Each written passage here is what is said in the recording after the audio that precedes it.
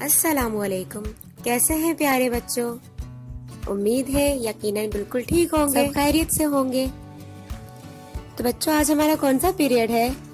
اردو قواعد۔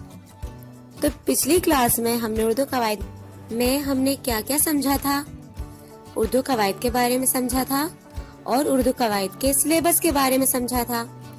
تو آج ہم اردو قواعد کے سلیبس کے مطابق جو ہمارا پہلا کام ہے آج ہم وہ کریں گے۔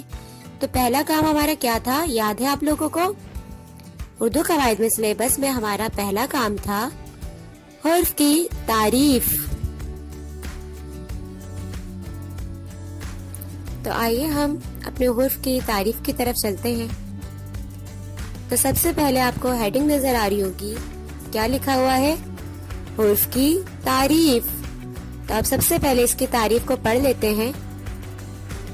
کسی بھی بنیادی آواز کے نام کو حرف کہا جاتا ہے۔ کیا لکھا ہوا ہے اس کی تعریف میں؟ کسی بھی بنیادی آواز کے نام کو حرف کہا جاتا ہے۔ پھر اس تعریف کی نیچے کیا لکھی ہوئی ہے؟ مثال، یعنی مثلاً الف، بے، جیم، دال وغیرہ۔ یہ تو ہوگا اس کی تعریف۔ تو اس تعریف کا کیا مطلب ہے کہ کسی بھی بنیادی آواز کے نام کو حرف کہا جاتا ہے۔ مطلب اردو کی جو بنیاد شروع ہو رہی ہے وہ ان حرف سے ہی شروع ہو رہی ہے۔ ان حرف سے ہی اردو کا دار و مدار ہے۔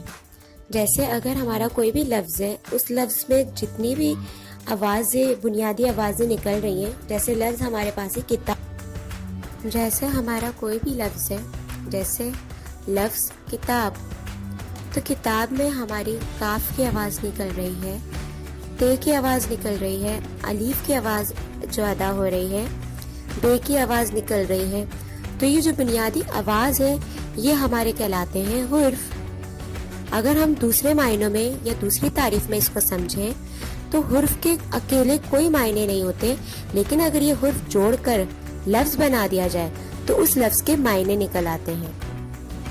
تو بچوں یقیناً آپ کو حرف کی تعریف بہت اچھے سے سمجھ آ گئی ہوگی۔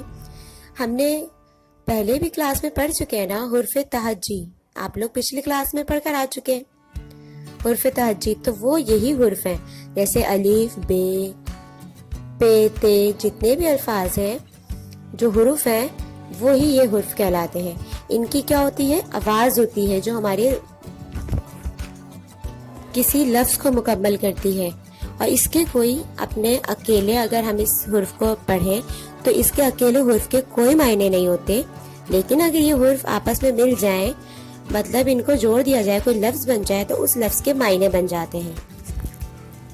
تو بچوں انشاءاللہ اب ہم اپنی اگلی کلاس میں ملیں گے، تو جب تک کے لیے اپنا اور اپنے بڑوں کا خوب خیال رکھیے گا، بہت سارا خیال رکھیے گا۔